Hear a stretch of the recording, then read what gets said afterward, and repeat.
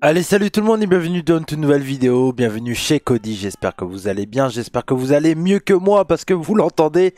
Et oui, il faut croire que dès que je fais une vidéo, je suis malade, mais là c'est le cas. Et oui, j'ai la voix qui est totalement pétée, j'ai mal à la gorge, j'ai dû attraper froid lors du show de Rix, voilà. C'est ce qui arrive, hein. Quand on parle pendant 3 heures, on a une voix qui est pétée. Et donc, je tiens déjà à m'excuser pour ma voix désastreuse, mais je fais ce que je peux, voilà. Donc aujourd'hui, on se retrouve pour l'analyse, tout simplement, de Wrestle Dream All Elite Wrestling. Wrestle Dream, le pay-per-view qui a eu lieu ce dimanche. J'ai mis du temps à le voir, je l'ai vu en plusieurs fois, pour plusieurs raisons. Déjà, bon bah ma santé, vous l'entendez, j'étais pas non plus en grande forme.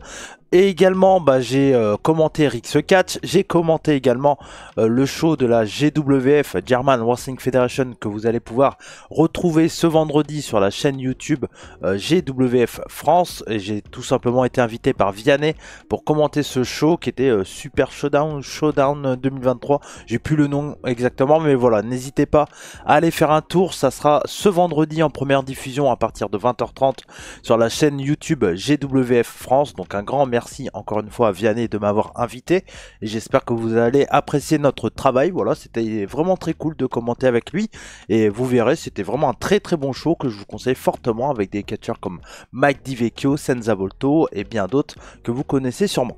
Mais aujourd'hui, on se retrouve donc pour parler de Wrestle Dream. Je l'ai vu donc en 2-3 fois parce que le pay-per-view est long, mais moi, c'est pas pour me déplaire au final.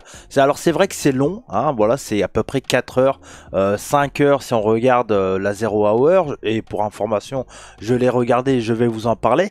Et donc, bon, c'est un peu long, le format est long, c'est beaucoup de matchs d'affilée, mais au moins je trouve que ça s'enchaîne bien. Moi, j'ai pas trop ce problème-là avec les pay-per-view de All Elite Wrestling. Oui, c'est long, mais bon, par rapport aux pay-per-view qu'on peut voir, que ce soit au Japon ou même par exemple au Mexique, hein, on parle souvent du Japon, mais au Mexique, les shows font généralement 3h, 3h30, voire plus, si vous regardez des Triple Mania. Donc en soi, bon voilà, moi ça me dérange pas d'avoir une soirée de 4 heures de catch. Bon, après moi je fais partie des gens qui adorent en regarder et ça m'arrive de temps en temps d'avoir une petite overdose, hein, ça me fait de temps en temps. Mais bon voilà, là ça fait du bien, donc je veux pas trop me plaindre. Je voulais vous parler très rapidement de la Zero Hour. Pourquoi tout simplement parce que déjà, pour ceux qui n'étaient pas au courant, le show Wrestle Dream était un hommage à Antonio Inoki, qui nous a quitté il y a exactement un an, le 1er octobre 2022. Donc voilà, donc c'était pour entre guillemets fêter, rendre hommage à la légende du catch japonais qui est Antonio Inoki. Et donc Tony Khan a décidé de faire un show qui est pas du tout en partenariat ou en lien avec New Japan Pro Wrestling, même si on y a vu quelques catcheurs de New Japan Pro Wrestling, hein. Je pense à Will Ospreay, Zack Sabre Jr. On a eu également Satoshi Kojima ou Katsuyori Shibata sur le show. Mais voilà, donc c'est un pay-per-view qui est en hommage à Antonio Inoki, mais qui n'est pas un pay-per-view du tout en alliance avec New Japan Pro Wrestling, même si, voilà, vous l'avez compris, New Japan Pro Wrestling sont plutôt en accord avec ce pay-per-view.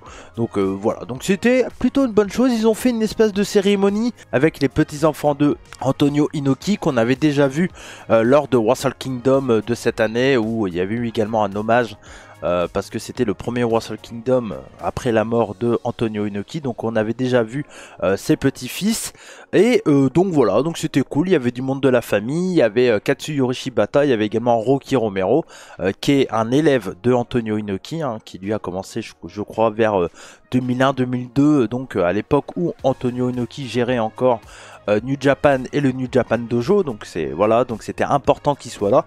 Puis il y avait bien sûr, bien entendu, Tony Khan qui est là. Jamais intéressant ce qu'il raconte, mais bon, je trouve que l'effort de faire un hommage à Antonio Inoki, personnellement, je trouve ça vraiment une ouais, c'est très cool. Voilà, moi ça me fait plaisir. Moi, en tant que un peu weebos, j'aime bien utiliser ces termes parce que c'est quelqu'un qui me l'a appris il y a quelques temps de ça si- sur un stream, sur un de mes streams, et c'était censé être un truc qui est totalement plutôt négatif quand on dit quelqu'un est un weebos et tout ça. Moi je l'utilise plus dans le côté positif, à savoir oui, je suis fan du Japon et je l'assume en fait, il y a pas de souci.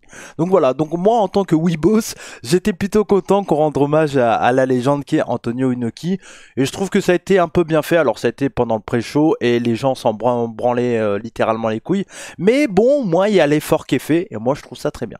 Alors je vais pas revenir sur les matchs en question, il y avait des matchs, voilà, on s'en fout, c'est pas trop important, il y avait juste le titre Six Man de All Elite Wrestling qui était défendu, c'était TMDK les Challenger, ils ont perdu, c'est toujours Billy Guns et The Acclaim qui sont toujours champions trio. Moi, le match qui m'intéresse et qui j'ai pas trop vu les gens en parler, et pourtant c'est quand même pas banal, c'est tout simplement Claudio Castagnoli contre Josh Barnett. J'ai été moi surpris, alors je connaissais pas du tout la carte, je l'ai pas encore dit, mais voilà, je suis plus un grand suiveur de All Elite Wrestling pour des raisons personnelles, encore une fois, rien contre la promotion, c'est juste un manque de temps et moins, voilà, pas trop d'envie de suivre des weekly américains avec leur système de pub et tout ça, mais ça c'est un avis qui me tient juste à moi personnellement, chacun fait comme il veut bien entendu, bref, donc du coup je ne connaissais pas du tout la carte, les matchs annoncés, etc.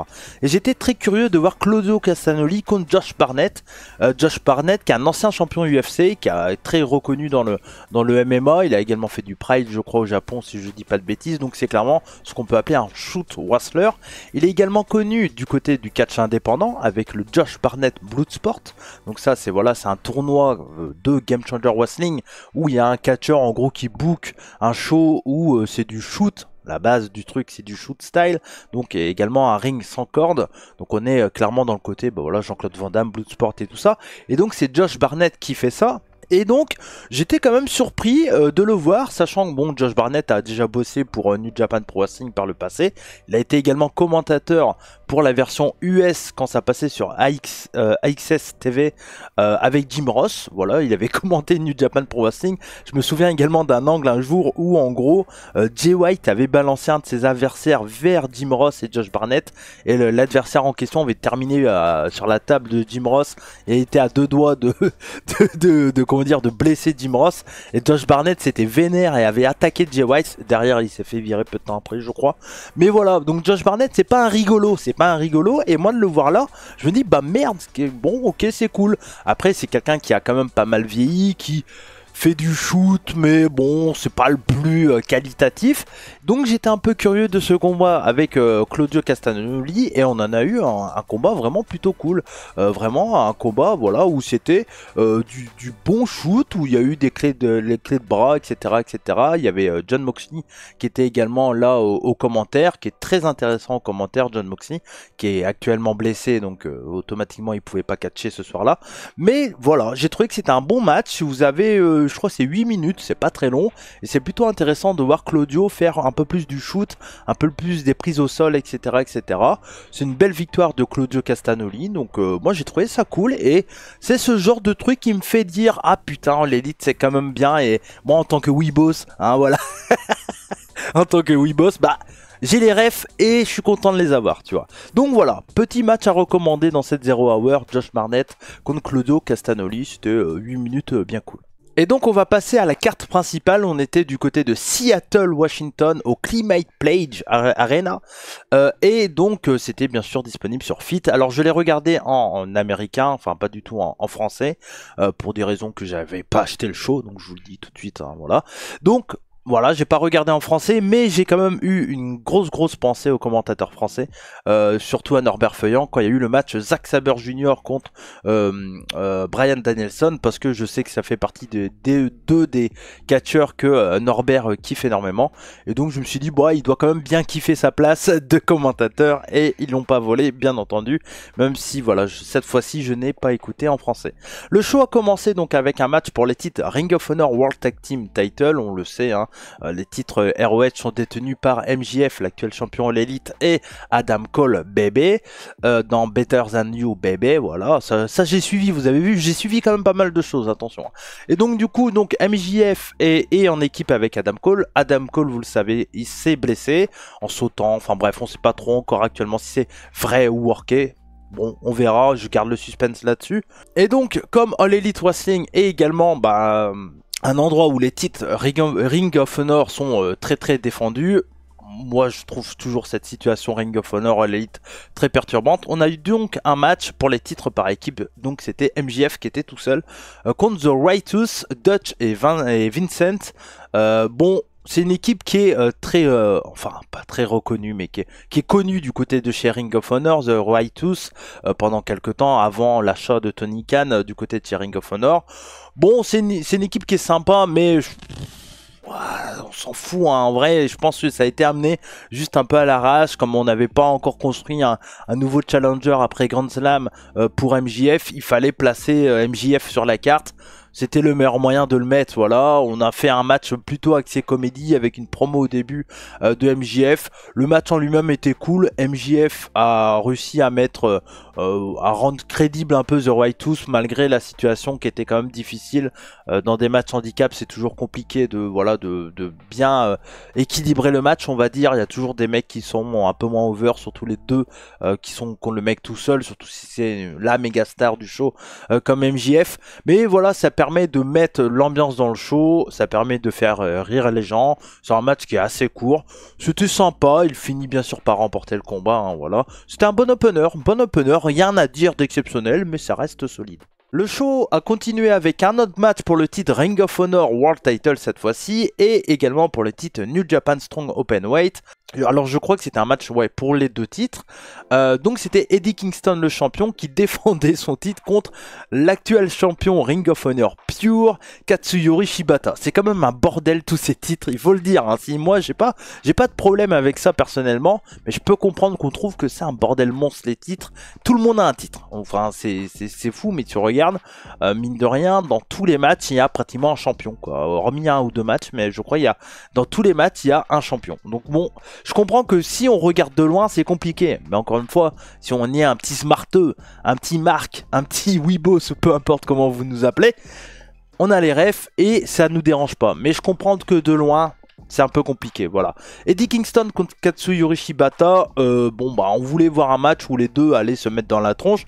C'est exactement ce qu'on a eu.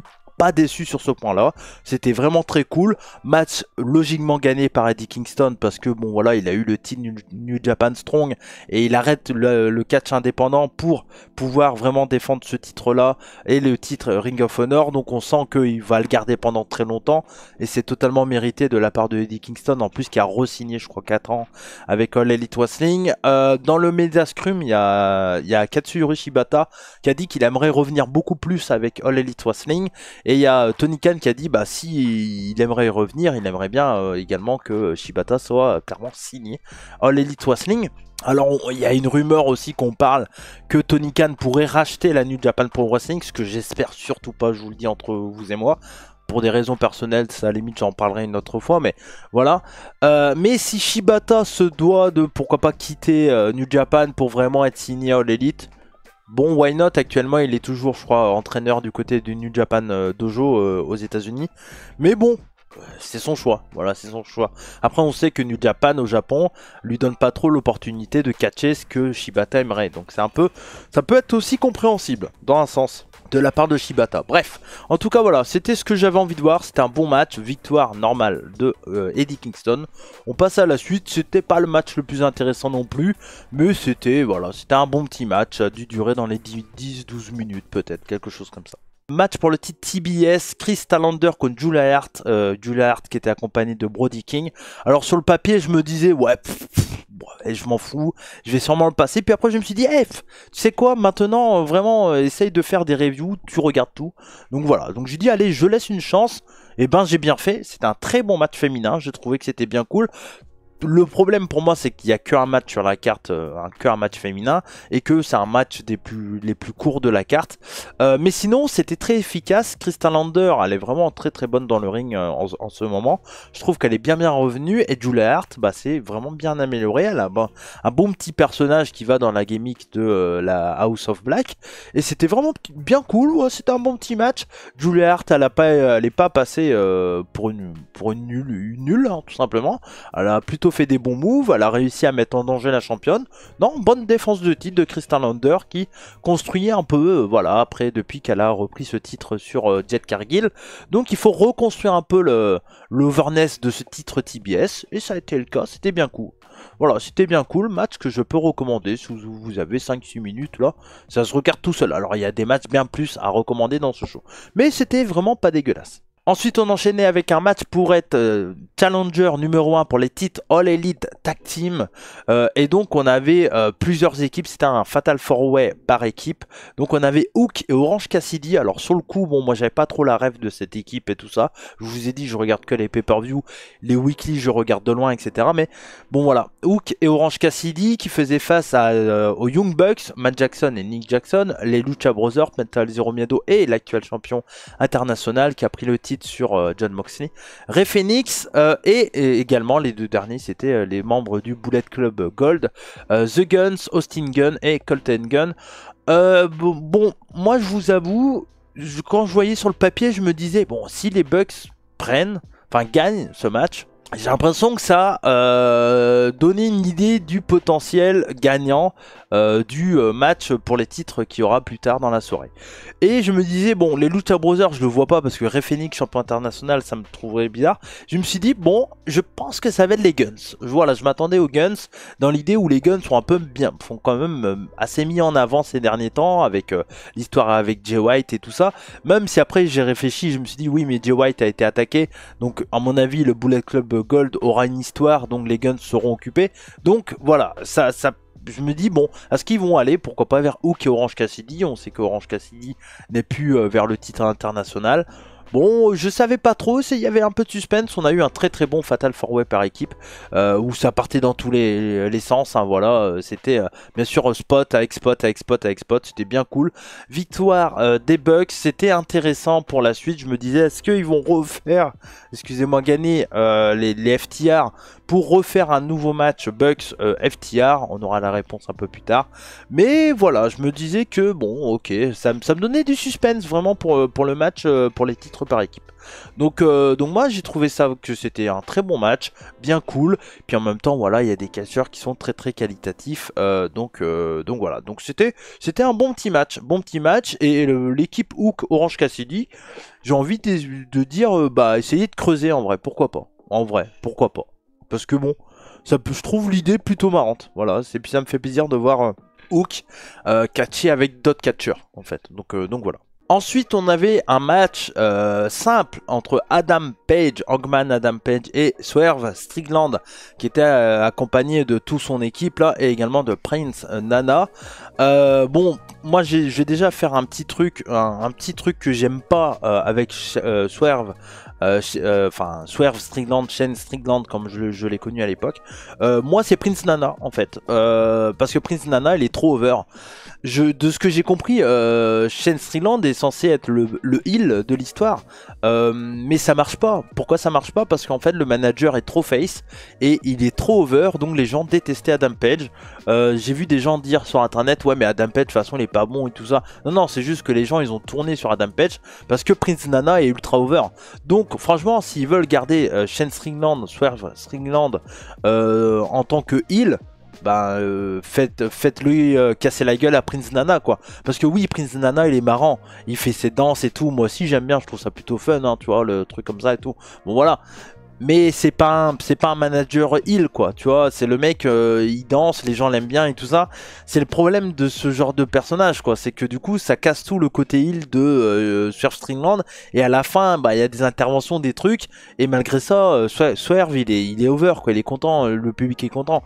Donc je trouve que c'est dommage en fait, il s'enterre tout seul à faire que un manager comme Prince Nana fait des danses et tout ça. Du coup il fait en sorte que le mec qui manage, qui doit être le heel, au final il est plus heel quoi. Donc ça pète tout l'histoire du truc, c'est un peu con quoi, c'est un peu con. Après qualitativement parlant le match est impeccable, c'est un très très bon match. Swerve Strickland est vraiment impressionnant. Il a une évolution qui est dingue. Alors moi voilà, je le connais depuis quand même maintenant pas mal de temps, mais c'est vrai que Swerve Strickland il est très très impressionnant. Voilà, je trouve, point de vue de sa tronche, sa gimmick, son personnage, voilà, je l'ai déjà dit, mais je pense que WWE doivent, sans vouloir, de l'avoir viré, tout simplement, parce qu'il a quand même une gueule très WWE sur Strickland, et là, il est en train de le prouver. Et donc voilà, donc on a eu un très bon match, victoire de Swerve Strickland, logique, mais voilà, ça fait pas de sens, parce que tricherie, mais quand même over à la fin applaudi, les gens ne voulaient pas voir, de toute façon, Adam Page. Je crois crois qu'il était chez lui aussi, Swerve. Donc ça peut jouer aussi. Mais bon, voilà, je trouve ça quand même un peu dommage. Moi, Prince Nana, je trouve qu'il est beaucoup trop face pour être accompagné de Swerve. Et si vraiment ils veulent en faire un vrai heal, il faut qu'ils kick out Prince Nana de ses alentours et qu'il le dégage. Parce que sinon, bah, il va passer face en fait, tout simplement parce que Prince Nana est trop over pour le faire en sorte que Swerve passe pour un gros heal. Donc il aura beau tout essayer, ça marchera jamais en fait parce qu'il est trop over Prince Nana. Donc s'ils veulent garder vraiment Prince Nana, on va dire Swerve avec Prince Nana, bah à mon avis, à un autre, ils devront essayer de penser plus pour Swerve comme un limite winner, un peu plus face qu'un heal quoi. Parce que bah, le problème Prince Nana, il peut pas être méchant vu comment il est over. Donc voilà. Mais c'était un très bon match. Match à recommander. Vraiment, c'était le meilleur match de cette card à ce moment-là. En tout cas, c'était vraiment un très très bon match. Ensuite, il y avait un petit match entre Ricky Starks et Wheeler Yuta, tout comme pour le match de Castagnoli. Donc, moi j'aime bien le fait que Jon Moxley, bah voilà, il peut pas catcher, mais il est là pour les membres du BCC. Donc le match est cool, c'est deux jeunes catcheurs qui sont très bons. Début de match technique et tout ça, c'est voilà, c'est bien cool, c'est assez rude. Moi, Ricky Starks, j'ai rien contre. Pas un catcheur que je surkiffe, mais ça reste un catcheur que j'aime plutôt bien quand même. Voilà, il me dérange pas plus que ça, pour être honnête. Et donc, le match est assez simple, mais c'est un bon match de mid-card, voilà, rien d'exceptionnel. Jusqu'au moment où il y a Big Bill qui arrive, Big Bill, donc l'ancien Cassidy, là. Big Bill qui arrive, qui veut intervenir, il y a Yuta qui arrive à le contrer dans un premier temps, puis à la fin, au final, Ricky Starks finit par remporter ce combat. Bon, RAS. Hein, voilà, RAS, victoire logique de Ricky Stark. De toute façon, Wheeler Yuta, il n'est pas important. Donc, ils lui font perdre des matchs. Voilà, il accompagne le BCC, mais c'est le membre le moins important du clan, hein, tout simplement. C'est un peu dommage, hein, mais en même temps, bon, voilà, la star annoncée depuis très longtemps, c'est Ricky Starks, donc c'est pas totalement illogique que ça soit le cas. Ensuite, on avait Bryan Danielson contre Zack Sabre Jr., le Dream Match, le match qu'on attendait tous et que moi j'attendais bien entendu. On voulait du catch technique, hein, parce que voilà, on le sait, Bryan Danielson et Zack Sabre Jr. sont clairement les deux catcheurs les plus techniques du monde actuellement. C'était un match qui avait été annoncé au premier Forbidden Door, si je dis pas de bêtises. Au final, il n'avait pas eu lieu parce que Zack Sabre s'était blessé. C'était Claudio Castagnoli qui l'avait remplacé et qui avait donc débuté chez All Elite Wrestling. Et donc, on a enfin ce match-là. Ben, je suis pas déçu en fait. C'était tout ce que j'aime et tout ce que je voulais. Du super match technique avec une montée en puissance hyper intelligent, avec un travail de Zack Sabre Jr. sur le bras droit de Danielson. C'est simple, hein, c'est un classique mais ultra intelligent. Bryan revient d'une blessure au bras droit, qu'est-ce qu'il fait l'ami Zack Sabre? Et bah il bosse dessus. Et bah c'est très bien, c'est ce qu'on appelle du storytelling mes amis. Donc du coup voilà, c'était très bien, c'était bien cool. Et puis Danielson lui qui revient avec des belles Dragon Screw et des attaques sur les jambes assez répétées de la part de Zack Sabre Jr. Parce que Zack Sabre c'est un grand dadé. Et les grands dadés ils ont les jambes un peu fragiles. Bon c'est un peu con mais c'est l'histoire du catch, ça a toujours été comme ça. Les grands ils ont les jambes un peu fragiles. Donc les petits essayent toujours de revenir sur les jambes de leur adversaire. Bon voilà, mais c'était très cool. Et monter en puissance à la fin parce que à la fin, il y a des comptes sur compte, des petits paquets par-ci, des petits paquets par-là. Paf, on reprend en soumission, on repasse à une autre soumission et tout. C'est très très excitant, c'est vraiment trop cool. Il y a un gros moment où les deux s'échangent des coups. Non, j'ai eu tout ce que je voulais. C'est Zack Sabre Jr. qui perd le combat. Il n'est pas décrédibilisé parce que il perd contre Bryan qui venait de gagner contre Okada. Donc en soi, c'est pas déconnant. Puis Bryan reste un gros nom du circuit du catch actuel. Et donc voilà, Bryan il est très protégé. Je sais pas ce qu'ils vont en faire dans le futur de Bryan, mais moi j'aimerais bien l'amener vers un gros titre quoi. Moi, je pense qu'il mériterait avant la fin de sa carrière. On sait qu'il est dans sa dernière année ou presque. Moi, j'espère qu'il va aller avoir un gros titre quelque part, quoi. Voilà. Il y a plusieurs choix, mais j'aimerais bien qu'il ait un gros titre et il le mériterait totalement. Donc voilà, ça sera à suivre, à voir. Mais en tout cas, bon, moi, je garde toujours l'espoir de le voir à New Japan pour Wrestle Kingdom. Pourquoi pas pour une revanche, que Okada demande une revanche ou quelque chose comme ça. Ça pourrait être sympa, mais bon voilà, Zack Sabre a été protégé, Bryan a remporté le match avec 2 Buzz-Aikyo Ni, donc voilà. C'est compliqué de faire une review, une analyse là, quand t'es malade, là, quand t'es chargé, là, c'est compliqué. Bref, à la fin du match, il y a Bryan qui veut serrer la main de Zack Sabre Jr., mais ce dernier refuse, parce que Zack Sabre, il a les boules d'avoir perdu contre Bryan, et c'est logique, c'est l'esprit combatif, c'est ce qu'on appelle du fighting spirit. Mais c'était un très très bon match, le meilleur de ce show. À ce moment-là, et sûrement jusqu'à la fin, en tout cas ça se débat. On enchaînait avec un match que j'attendais particulièrement, tout simplement parce qu'on avait clairement 3 gros noms du catch contre 3 jeunes talents et déjà des gros noms du catch. Donc c'était vraiment intéressant. On avait donc Chris Jericho et accompagné des Golden Lovers, Kenny Omega et Kota Ibushi. Contre la Don Callis Family, Konosuke Takeshita, Sammy Guevara et donc Will Ospreay qui fait partie officiellement de la Don Callis Family. Alors j'ai déjà un point noir à dire, je déteste qu'un catcheur ait une histoire quelque part et une note qui a rien à voir dans une autre promotion en fait. Moi j'aimais bien le fait que quand on appelle Will Ospreay ou Zack Sabre Jr. ou n'importe quel catcheur de New Japan Pro Wrestling, qu'on garde un minimum en fait le fait que il a un clan et que il représente le clan en fait. Donc là j'ai trouvé très très con que par exemple Will Ospreay ne représente pas du tout United Empire chez All Elite Wrestling, alors que des amis qui à lui, donc les aussi Open, représentent United Empire alors qu'ils sont même plus chez New Japan. Bon voilà, on comprend plus rien. Si tu suis pas, si tu n'es pas un weebos comme moi, voilà. tu sais pas ce qui se passe. Donc c'est en fait c'est ça le problème de All Elite Wrestling, c'est que si t'es pas un fervent supporter du catch, t'as du mal à comprendre tout ce qui se passe quoi. Là où WWE, tu peux arrêter de regarder 5 ans le catch, tu reviens, t'as tout compris avec le pay-per-view parce que t'as les résumés, t'as les machins et tout. Là tout ça t'as pas. Donc c'est vrai que c'est très compliqué, je trouve, il se complique la vie pour rien, l'Elite Wrestling, moi je trouve. Alors que c'était tout con, hein. Tu pouvais faire tout ça, et après peut-être que, un petit indice, est-ce que l'ami Will Ospreay va peut-être quitter New Japan pour rejoindre l'Elite et la Don Callis Family et tout. J'ai pas envie parce que là franchement j'ai pas reconnu mon Will Ospreay. Will Ospreay c'est pas un pseudo mec là qui se fait taquiner par Sammy Guevara quoi. Là il se fait pas respecter alors que Will Ospreay il se fait respecter quoi. C'est Will fucking Ospreay, il a pas besoin d'être dans la famille de Don Callis, c'est lui le leader. Normalement ça devait être la Will Ospreay Family et pas la Don Callis Family. Il a rien à foutre là Will Ospreay par rapport à son personnage chez New Japan Pro Wrestling. Il est champion IWGP US UK, on en parle pas, on s'en bat les couilles, ça change rien. Non, en fait le problème c'est que j'ai vraiment l'impression où bon en France ça se fait, je vais prendre l'exemple de Tom LaRufa qui chez HCP c'est un gros babyface et chez Rick c'est un gros heel.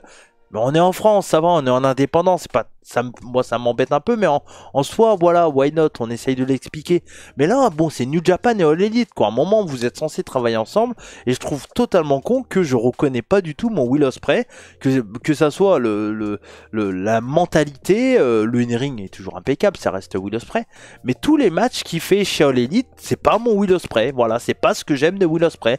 Je veux pas qu'il soit méchant Will Ospreay, enfin il peut être méchant mais un méchant agressif, là c'est un méchant, ouais j'interviens, je triche. Non, j'ai pas envie de voir Jay White, ça m'intéresse pas. J'ai pas envie de voir Jay White en regardant Will Ospreay, tu vois. Et encore Jay White, il triche pas trop. J'ai pas envie de voir David Finlay, pour être plus précis, voilà. Moi, ça me dérange. Et du coup, ça m'a déplu. Et le combat, j'ai trouvé bien, mais je m'attendais à bien mieux. Sammy Guevara, oui, il est très bon dans son personnage et ça triche et machin, ça nargue et tout. Mais j'ai pas envie de le voir, il m'énerve trop. Oui, il y en a, ils vont me dire, oui, mais c'est un heel, tu comprends. Oui, un heel, mais un heel, il faut quand même que j'ai envie de le revoir. Là, j'ai pas du tout envie de le revoir, quoi. C'est Sammy Guevara, il me sort par le trou de balle, par les trous de nez, quoi. Mais vraiment. Bon, bref. Mais en tout cas, voilà. Mais sinon, hormis ça, Takeshita inexistant, Kota Ibushi inexistant, Jericho qui a fait ses bons moves et tout ça. Je trouve tellement dommage que t'as Ibushi, Takeshita, t'as plein de trucs à raconter. Et au final, les deux, ils font peut-être un tiers du combat. Et c'est dommage, on voit beaucoup Kenny Omega, on voit beaucoup Will Ospreay. Et le reste, on les voit un peu moins, quoi. On voit Guevara, on voit Jericho. j'ai été déçu, je trouvais qu'il, je sais pas, il manquait un truc. Ce qu'on a l'habitude de voir chez New Japan, ben je reconnaissais pas les mecs. Bon après voilà, on va avoir Jericho contre Takeshita. Donc ça va être intéressant. J'espère pouvoir avoir un Kota Ibushi contre Takeshita très bientôt. Et pourquoi pas un petit Ibushi Will Ospreay. Ça me plairait énormément. Mais voilà, je peux pas vous dire si Ibushi est mieux, de mieux en mieux, etc. Parce qu'en vrai, on n'a pas vu grand chose de Ibushi, quoi. Il fait quelques moves qui sont cool et tout ça. Mais pour le moment, ouais, Ibushi, bah, il est pas encore au point où à l'époque on le surkiffait parce que bon, il a pas fait grand chose, quoi. Après, ce qu'il fait, c'est pas dégueulasse, mais bon, c'était un bon match. Le trio fonctionnait quand même bien entre Jericho, Omega et Ibushi. Il y a eu le spot robot de Ibushi qui est toujours un régal, ça là-dessus, il y a pas de souci. Moi, c'est pas le côté in-ring hein, que j'ai un problème.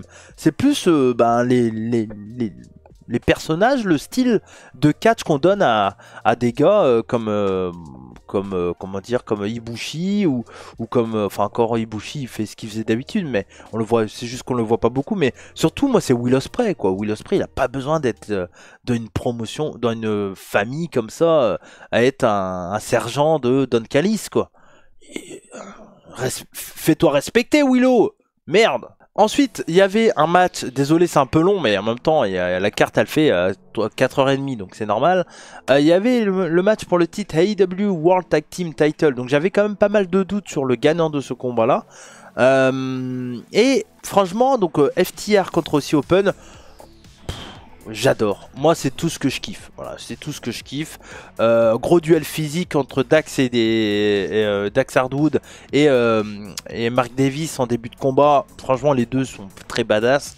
Moi, c'est deux équipes que je surkiffe. C'est sûrement les deux meilleures équipes actuellement, avec les Bucks et d'autres. Hein. Mais voilà, ça fait partie du lot des meilleures équipes actuellement dans le monde du catch. Et moi, je trouve ça hyper propre. En fait, pour moi, c'est le meilleur match de catch dans ce show. Zack Sabre Jr. contre Bryan Danielson, j'ai adoré aussi.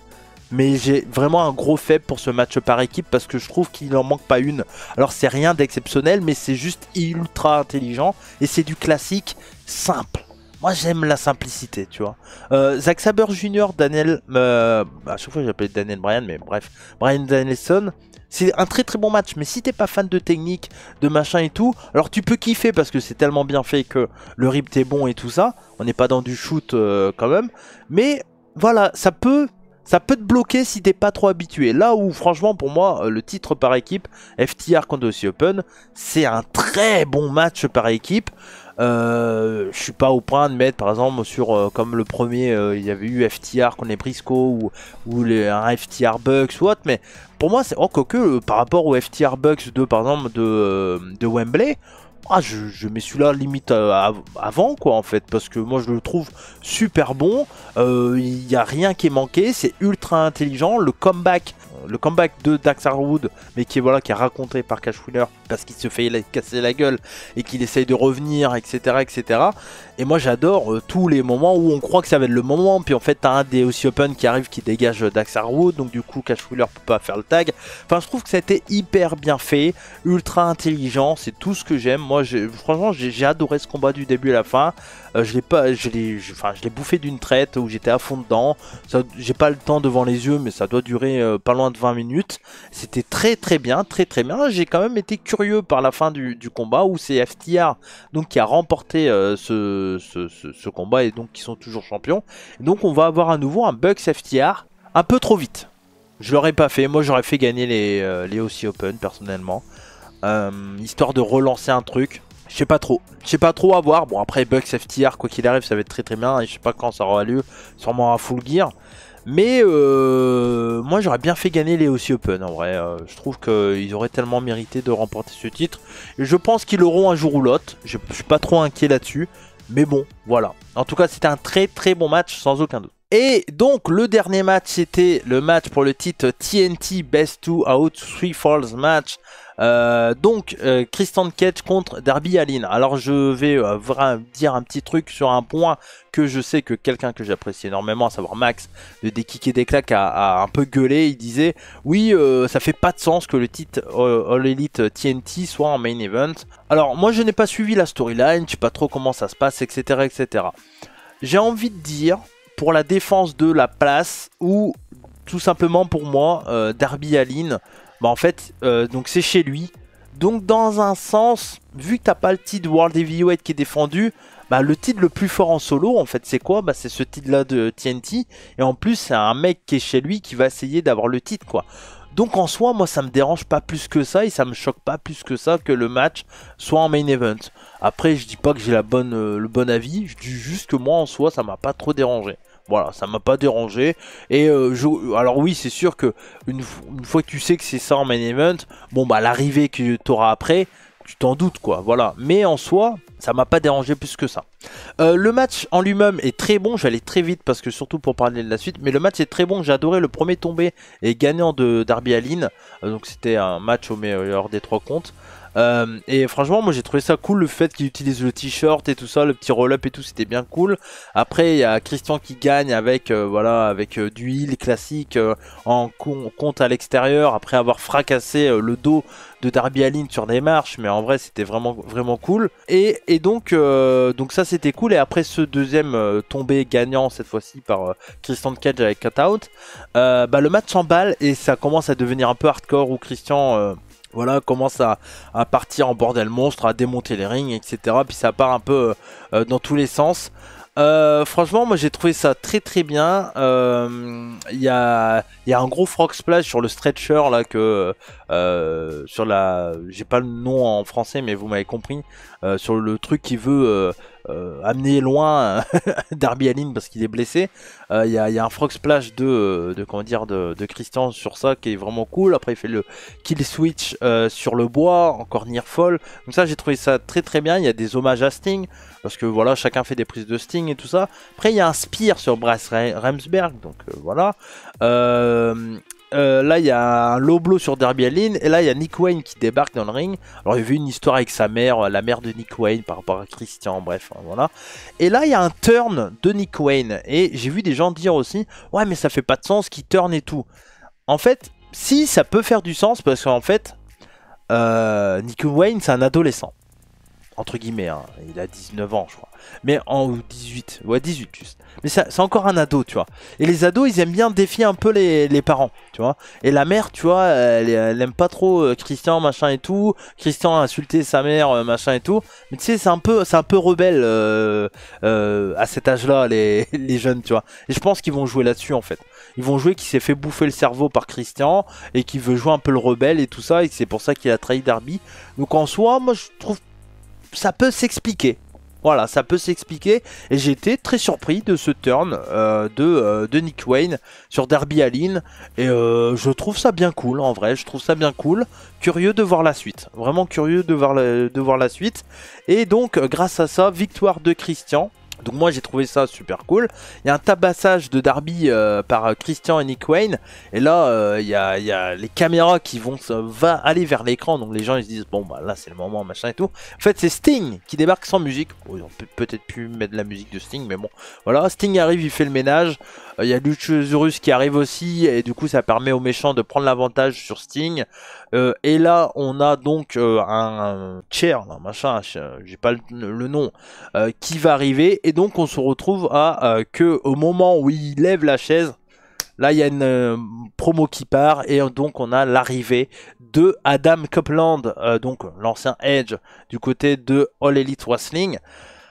Bon, moi j'ai trouvé ça incroyable. J'ai trouvé ça incroyable. Nouvelle version de sa musique, mais qui est toujours Metalingus. Moi, je trouve ça trop cool. Franchement, moi je kiffe Edge. Je trouve que c'est un très bon gars. Je pense qu'il peut apporter de très bonnes choses du côté de All Elite Wrestling. Beaucoup d'expérience et aussi un patron. Voilà. Ce que aurait dû être, je pense, CM Punk et qu'il a jamais été. Edge peut clairement le faire. Et je pense que ça va être surprenant de voir Edge un peu du côté de All Elite Wrestling.